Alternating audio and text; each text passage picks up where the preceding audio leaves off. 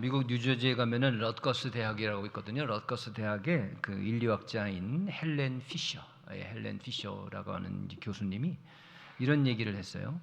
사람이 서로 만나 2년 정도가 지나면 항체가 생긴다. 사람이 서로 만나 2년 정도가 지나면 항체가 생긴다. 자, 이게 무슨 말인고 하니, 처음 만나서 이제 호감을 갖게 되잖아요. 그래서 호감 썸을 탄다 이러잖아요. 그때 이제 도파민이라고 하는 이제 호르몬이 나오는 거예요. 그리고 이제 사랑에 빠지게 됐어요. 그러면 페닐에텔라민 들어보셨을 거예요. 그런 이제 호르몬이 나오게 됩니다. 우리 몸 안에서 그 호르몬의 작용이 막 기쁘고 즐겁고 막 흥분되고 또 그리고 가슴 뛰고 막 이렇게 만든다 그런 얘기예요. 그러다가 이제 더 발전이 돼서 같이 있으면 좀 손도 좀 잡고 싶고 껴안고 싶고 같이 오랫동안 있고 싶고 이제 이런 마음이 생길 때 어떤 작용이냐, 옥시토신이라고 하는 호르몬이 이제 나오게 됩니다. 그래서 막 살만 나고 즐겁고 또 얼굴도 이렇게 홍조가 생기고 이제 몸에 이제 기능도 좋아지고 막 이런다 그런 얘기예요. 이제 그 분비가 되니까. 그런데 이제 한 2년 정도가 지나잖아요. 그러면 도파민이든 옥시토신이든 다 날아가 버리고 이제 오히려 그 호르몬에 대한 항체가 생긴대. 항체가 뭐죠? 아이가 자라면서 외부에서 바이러스가 들어옵니다. 항체가 없으면 영향을 받아요. 근데 항체가 생기잖아요. 그러면 아무렇지도 않아요. 조금 좀 기침 몇 번 한 정도, 기침 감기 이런다는 얘기예요. 바이러스가 들어와도 아무렇지 않은 거예요. 무덤덤한 거예요. 그래서 여러분, 한때는 막 불붙듯 했던, 그래서 막 그냥 온갖 호르몬이 나오고 막 그랬던 남녀의 사랑에도 이제 서로 한 2년쯤 대동소이하고 개인적으로 차이가 좀 있겠지만 어떤 사람은 6개월 만에도 그렇게 되고 어떤 사람은 한 3, 4년, 5년, 10년 가기도 할 거고 그렇지만은 항체가 생겨가지고 무덤덤해지고 무반응해지고 그리고 결국은 실증난 남자와 실증난 여자만 남는다. 제 얘기가 아닙니다. 그런 얘기예요. 조사해보니까, 연구해보니까 그게 불감증인 거예요. 감정이 별로 안 생기는 거예요. 무덤덤해. 그 호르몬 분비도 약해지고 찔끔찔끔 반응도 시들해지고 새로운 느낌, 예전의 느낌이 안 생기는 거예요. 이걸 뭐라고 할까요? 매너리즘이다. 또 슬럼프다. 이렇게 얘기를 합니다. 자, 근데 매너리즘이다. 그게 우리가 흔히 쓰거든요. 매너리즘 모르는 분 안 계시잖아요. 그럼 매너라는 말이 들어갔단 말이죠. 근데 어떻게 나쁜 얘기인데 매너가 들어가 있을까? 매너는 좋은 얘기 아니야? 예의범절. 저 사람 매너 있네. 그럼 예의범절이 있는 거 아니야? 어떻게 매너라는 단어가 안 좋은 거에 들어갔을까? 쉽잖아요. 근데 사실은 제가 말씀드리면은 이게 르네상스 후기 미술에서 나온 용어입니다. 이게 매너리즘이라는 게. 그러니까 르네상스의 유명한 거장들 있잖아요. 여러분 아시다시피 미켈란젤로, 이게 르네상스 시대예요. 레오나르도 다빈치, 이태리 가면은 말이 사람들 엄청난 지금 많이 남아 있잖아요. 라파엘로, 이게 3대 거장이거든요. 그러니까 이 사람들이 너무나 유명한 나머지 그 이후에 나오는 미술가들, 조각가들, 후배들은 그들의 기법을 그대로 기계적으로 따라하는 거예요. 워낙에 유명하니까. 그래서 그 뒤에 이 사람들 후에 나오는 모든 이런 작품들 보면은 말이야 다 똑같아. 독창성이 없는 거예요. 감히 새롭게 못해. 그 같은 방식이죠. 같은 화풍이죠. 같은 매너라는 얘기, 같은 매너가 이렇게 쓰신다는 거 아시죠? 어떤 식으로, 어떤 방식으로. 매너리즘의 이게 기본이 된 거예요. 매너리즘. 그래서 우리가 그렇게 씁니다. 그래서 현대 우리가 쓸 때 매너리즘 하면 뭐라고 하느냐, 무슨 뜻입니까? 항상 같은 방식으로 반복 또 반복하다 보니까 신선함도 사라지고 의욕도 다 떨어진 타성, 이거를 의미할 때 이제 매너리즘 그렇게 쓰죠. 나 매너리즘에 빠졌어. 우리 직장인 매너리즘에 빠졌어. 내 삶의 매너리즘에 빠졌어. 여기서는 아직까지는 매너리즘, 그러면 내 마음의 상태, 아직까지는 마음에 머물지만은 이게 더 나아가서 실제 삶에 나타나네. 그래서 직장에도 나타나고요, 일에 능률도 안 생기고요, 또 스포츠 운동 선수한테도 나타나가지고 실력이 막 저하되고 막 성과가 떨어집니다. 이걸 우리는 나아가서 뭐라 그러죠? 슬럼프에 빠졌다. 매너리즘은 마음의 것이고 심리적인 것이고 슬럼프는 실제 삶에 나타나는 거예요. 열심히 일을 안 하는 것도 아니야. 근데 별로 성과가 안 생기고요, 능률이 없어요. 여러분, 슬럼프나 매너리즘이 일을 못해서 나오는 게 아닙니다. 잘해요, 잘해. 오히려 오랜 세월 해왔던 겁니다. 그래서 빠삭해요, 빠삭해. 빠삭한 사람들한테는 나타나는 거예요, 이게. 그 이제는 이게 너무 익숙한 나머지 동일하게 반복하면 이제 눈 감고도 하는 거예요. 아, 이때부터 이제 이게 심각한 겁니다. 조심하셔야 돼요. 눈 감고도 하는 거예요, 눈 감고도. 그냥 와가지고 뭐 기계적으로 하는 거예요. 여러분, 이때 조심해야 된다 그런 얘기예요. 항체가 생긴 거예요, 항체. 어떤 시츄에이션, 상황에 대해서 항체가 생겨가지고 흥미가 안 생기는 거예요. 호르몬이 분비가 안 되는 거예요. 아, 옛날에 말이죠, 일할 때 막 신나기도 하고 말이죠, 짜릿짜릿하기도 하고 말이죠. 아, 안 되면 어떡하지? 뭐 이런 것도 있었거든요. 이제 없어. 잘하거든. 이건 잘할 때 생겨나는 겁니다. 오래 해왔을 때 생겨나는 거예요, 이게. 무기력, 권태. 그 여기서 말하고 싶은 게 뭐냐면, 여러분, 우리가 그렇다는 거예요, 원래. 우리 생겨 먹은 게 그렇다는 겁니다, 여러분.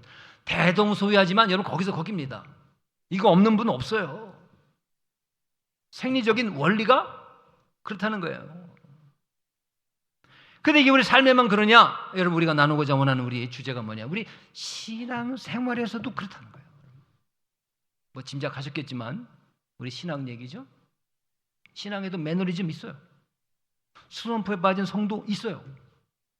근데 그분이 못하는 사람이냐? 처음 나온 사람이냐? 아니거든요. 아주 바삭한 분이에요. 또 열심은 또 다 해. 그런데 이게 오더라고 그런 얘기예요. 자, 미안하지만 대표적인 사례가 성경에 보니까 다윗이죠. 밧세바를 범할 당시 다윗. 이때. 그 이전에는 안 그랬거든요. 근데 다 성취했어요.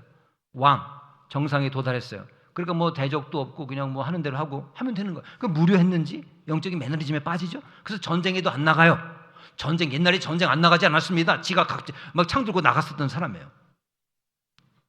부하들 보냅니다.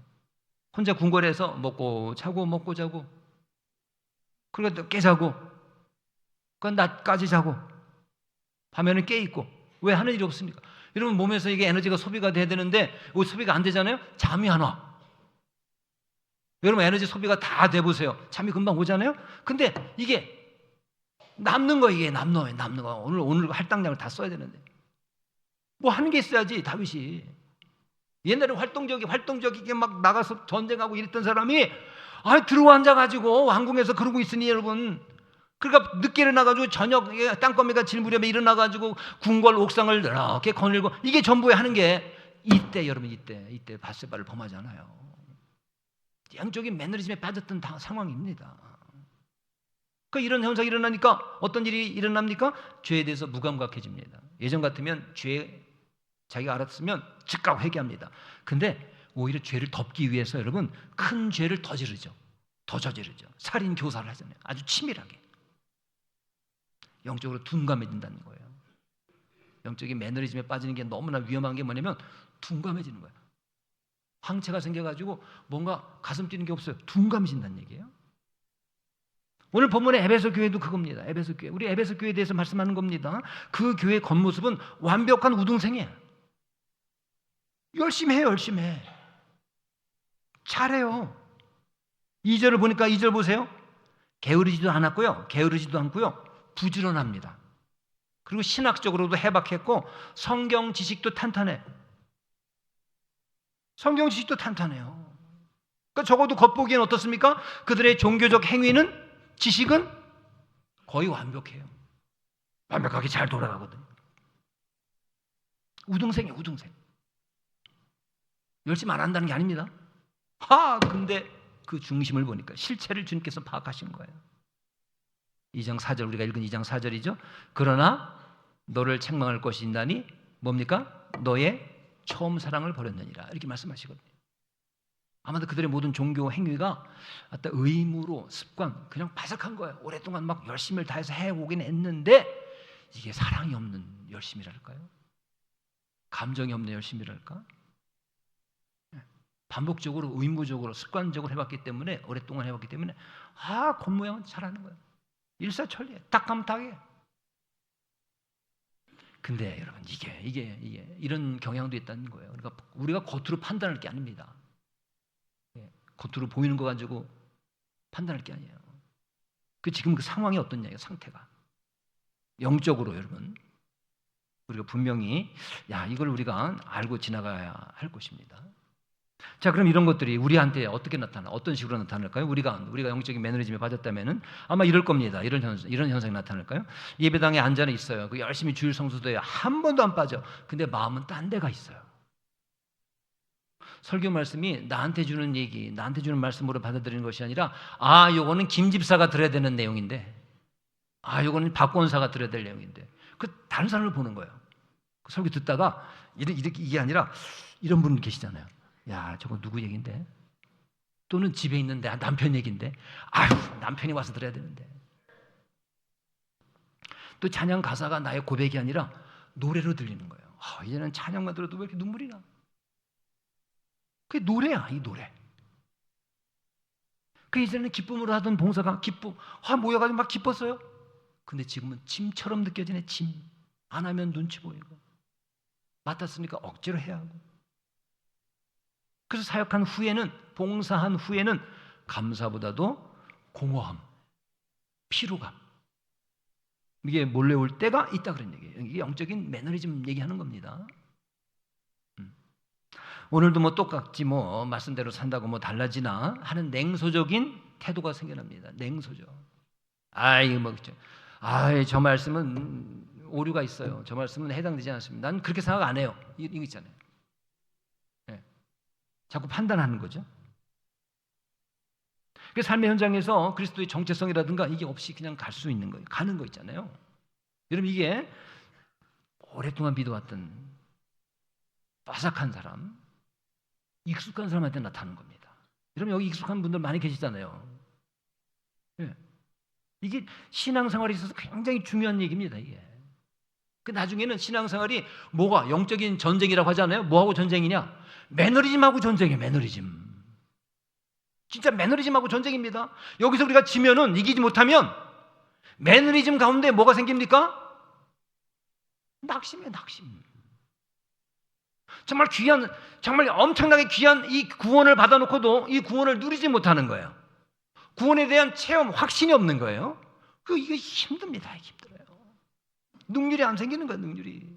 슬럼프에 빠지기도 합니다. 여러분, 하물며 선지자, 대선지자 엘리야도 그랬는데, 엘리야가 얼마나 열심히 했는데요. 얼마나 철두철미한데요. 근데 그에게도 이런 낙심이 와요. 매너리즘이 왔다는 그런 얘기예요. 그러니까 얼마나 반복적으로 열심히 이 사역을 했겠습니까?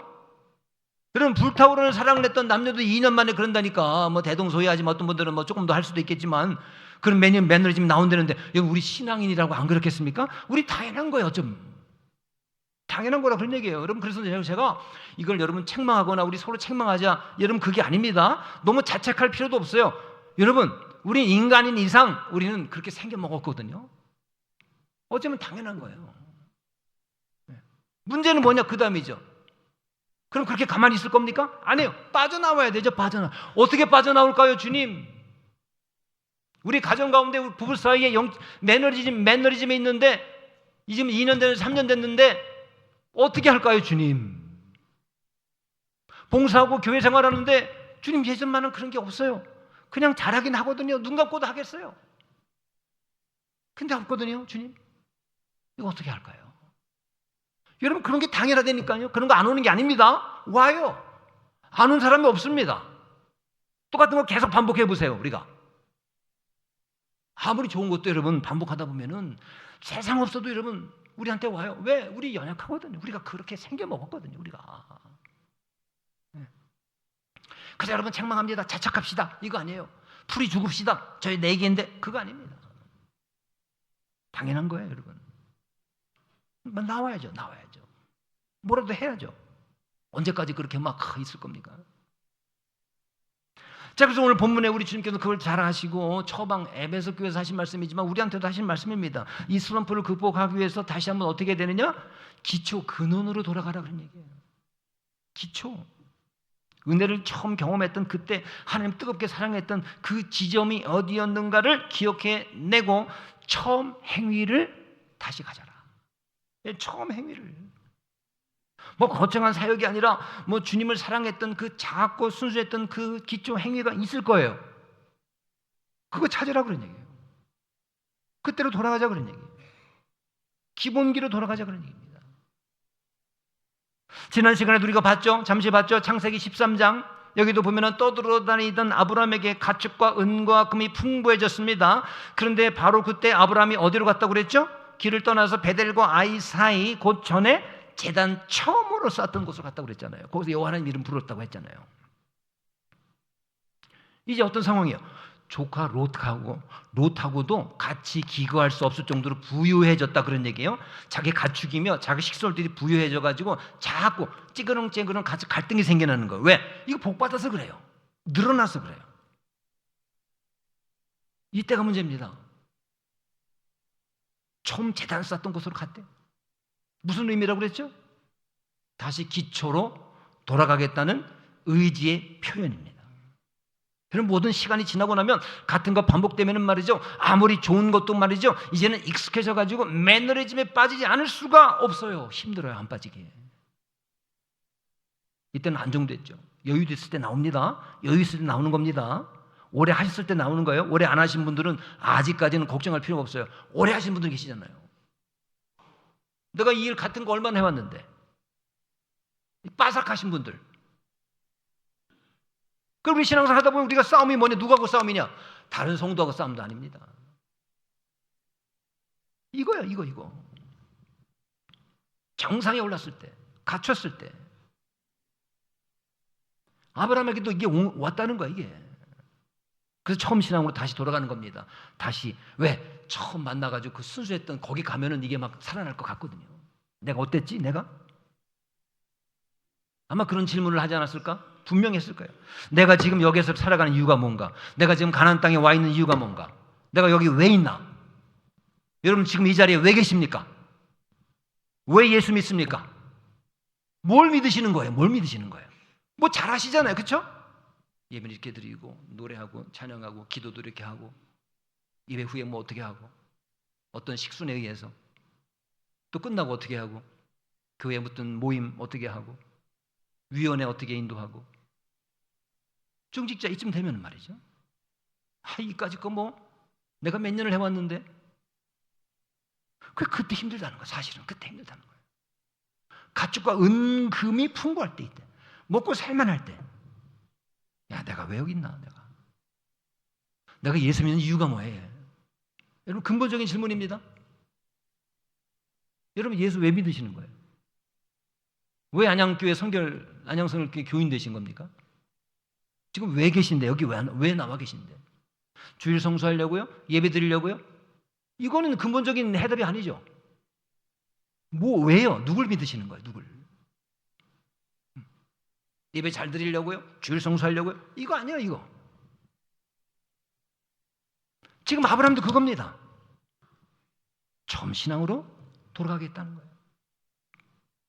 여러분 우리 극복해야 됩니다. 극복 방법을 지금 나누는 겁니다. 글쎄 뭐 개인마다 다를 겁니다. 뭐 이미 극복하신 분도 계시겠고 아니면 지금 그 와중에 계신 분도 계시겠고 아니면 앞으로 올 분도 계실 거예요.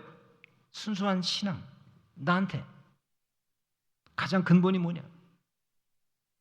여러분 이게 여러분 우리 삶에도 그대로 적용됩니다. 삶에도 우리 슬럼프와 매너리즘 지금 신앙 얘기하다가 지금 잠시 일반 얘기하는 겁니다. 일반 생활 예를 들어 한번 들어봅니다. 안드레 에거시라고 하는 전설적인 테니스 선수가 있습니다. 이 선수가 이제 커리어 중반에 아주 극심한 슬럼프가 왔어요. 매너리즘 계속 운동하고 계속 하다 보니까 이게 막 안 되는 거예요. 그래서 랭킹 141위까지 떨어진 적이 있습니다.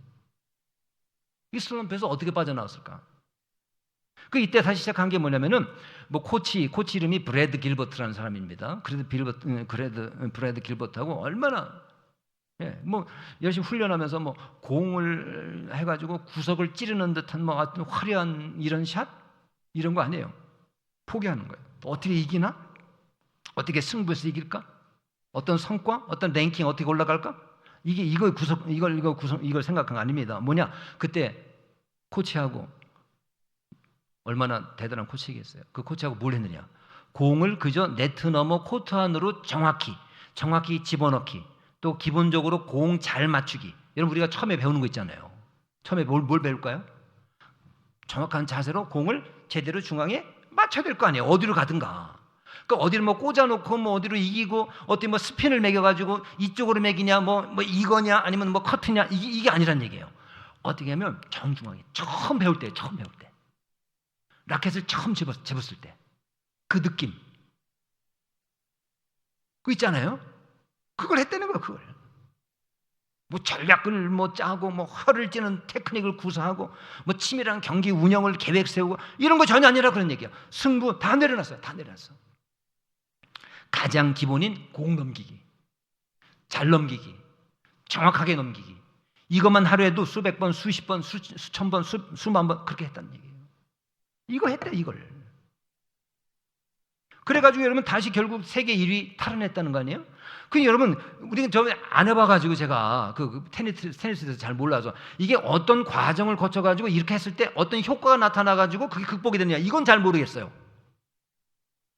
어쨌든 이건 팩트예요. 그렇게 했다니까.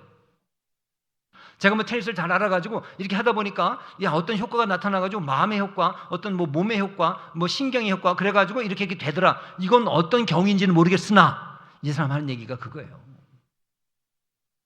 가장 기본적인 거 했대요. 가장. 아마 거기서 질문했겠죠. 내가 뭘 위해서 테니스를 치는가? 내가 어떤 마음으로 처음에 테니스를 시작했을까? 지금 뭐가 나의 목적이 됐나?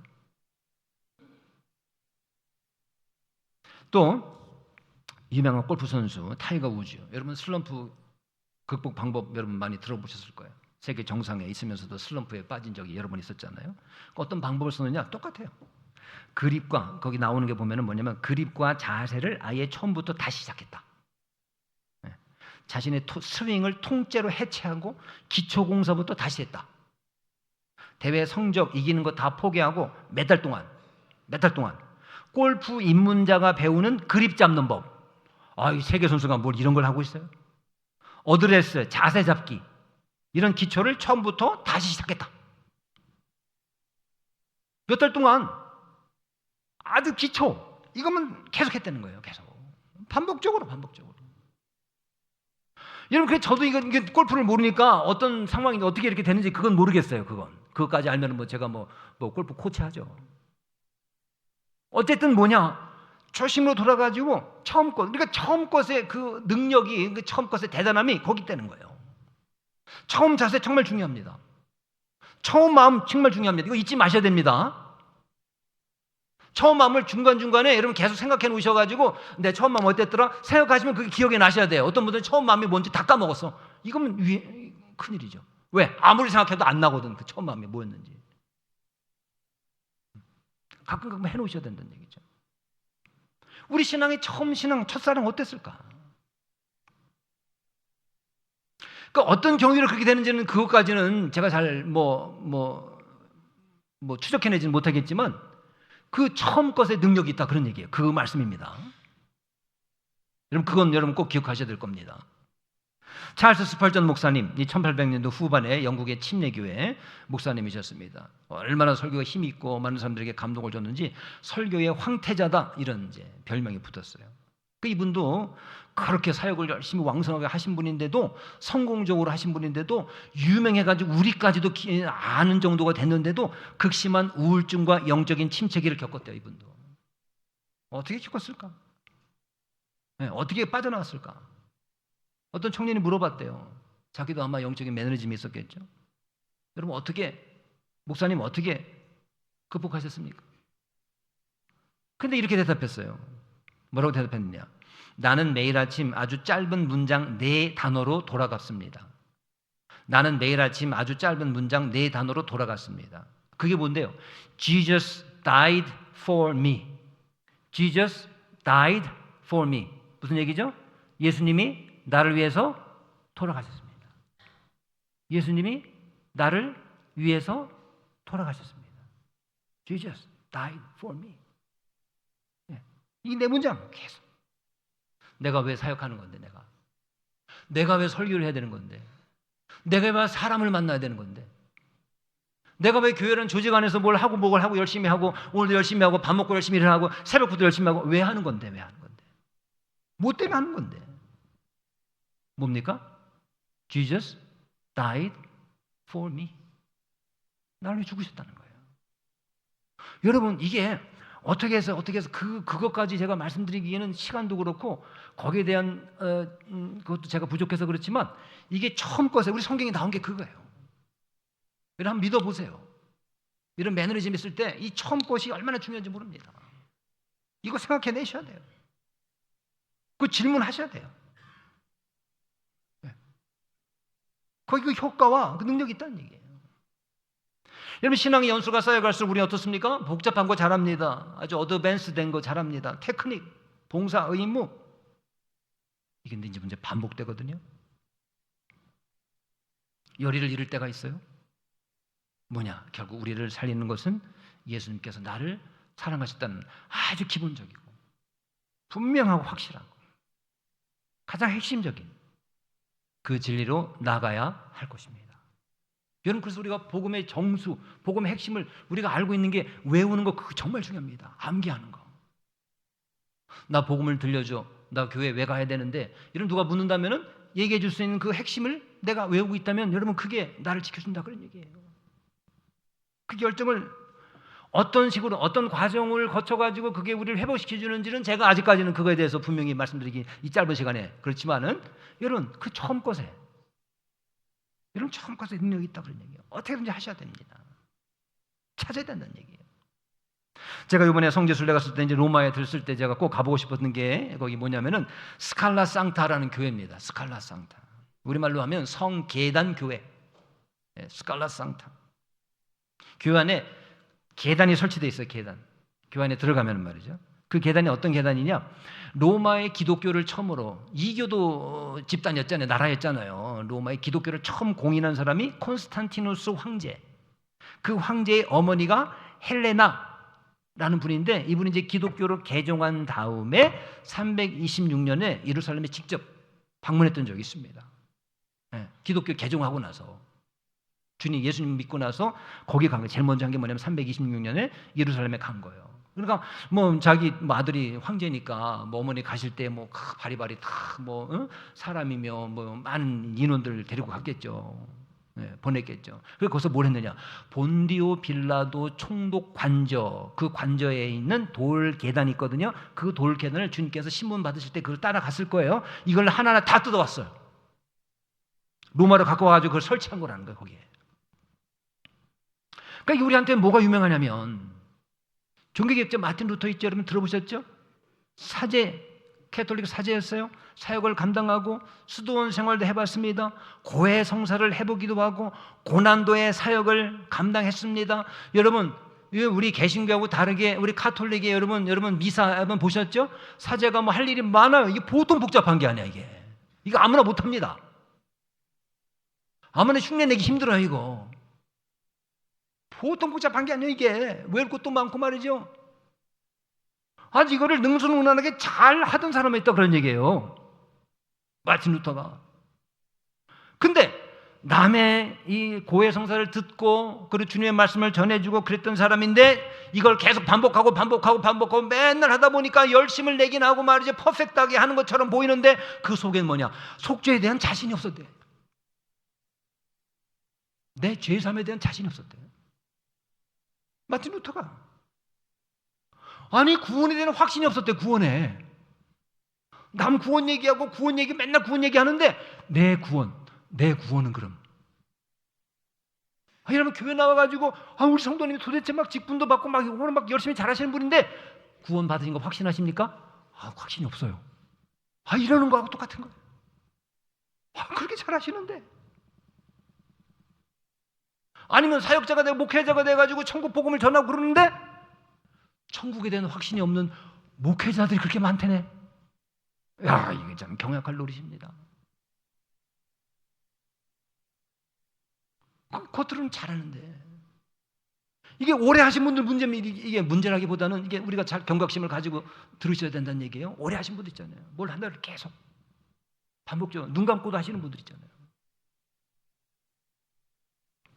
그 마틴 루터가 이게 자신의 영적인 침체입니다. 침체가 생기기 때문에 그런 거예요. 왜 확신이 없습니까? 옛날에는 분명히 확신이 있었거든요. 왜 그럴까요? 매너리즘에 지금 영적인 침체라 그래요. 영적인 것이기 때문에 여러분 옛날에 없던 게 아니에요. 다 있었어요. 그래서 마틴 루터는 어떻게 했죠? 어린아이처럼 가장 낮은 수준의 기초를 반복했다는 거예요. 이거 똑같습니다. 똑같아요. 일상생활이나 영적인 것도 똑같이 반복되는 겁니다. 여러분 기초를 우습게 보지 마셔야 돼요. 기초적인 핵심적인 질문을 하셔야 됩니다. 그걸 또 대답하셔야 됩니다. 루터가 마음이 굳어지고 기도가 안 나올 때 이때 자기 자신의 놀라운 위대한 논문들, 추기경의 논문들 이거 읽은 게 아닙니다. 뭐냐? 대신 주기도문, 십계명, 사도신경을 입으로 소리내서 천천히 읊조렸대요. 야 이거 이까짓 거 뭐가 이거 우리 맨날 하는 건데 그게 문제인 거야. 그게 맨날 하는 게 문제야 이게. 그러니까 이게 뭐야? 근데 그 감동도 없고 그냥 눈 감고도 하는 거야 그냥. 누가 찔러도 합니다. 심지어는 내 생각이 밖에 어디 가서 막 헤매고 있어도 나는 할 수 있어. 이게 이제 여기서 이제 문제가 생긴다는 거예요. 그러지 않으려고 싸운 거예요 지금. 마틴 루터는 아무리 거기를 자기가 올라다녔던 겁니다. 그게 해결할까 싶어가지고 아까 그 스칼라 상타 거기를 무릎으로 올라다닌 거 무릎으로. 몸이 좀 고통스럽고 그러면 마음이 맑아질까 싶어가지고 소용이 없어요. 뭘 했느냐? 바로 가장 기본적인 거. 사도신경이 뭡니까? 우리가 믿어야 할 것. 성경을 압축해 놓은 겁니다. 내가 믿어야 할 핵심 요소.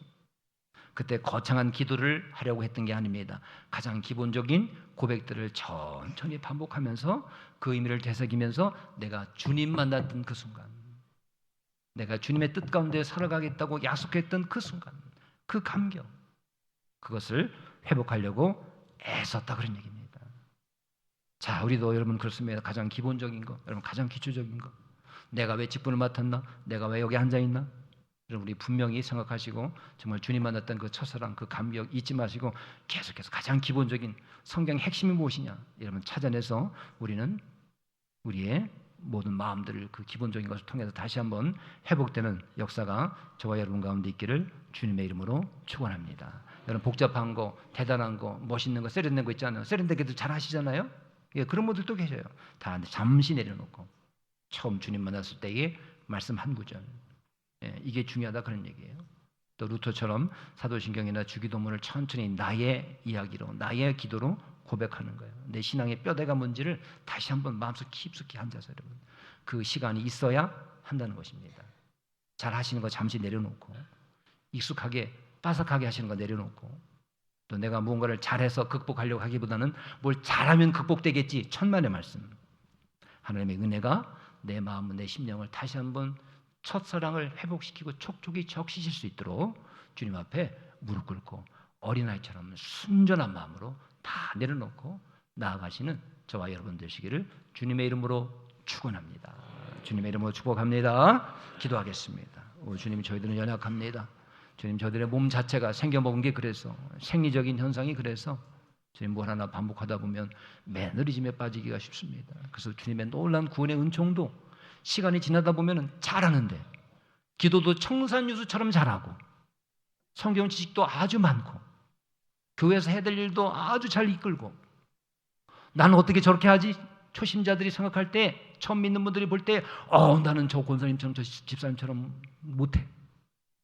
그렇게 할지라도 반복 속에서 우리의 심령에 매너리즘에 빠질 때가 종종 있다는 사실을 주님 저희들 받아들입니다.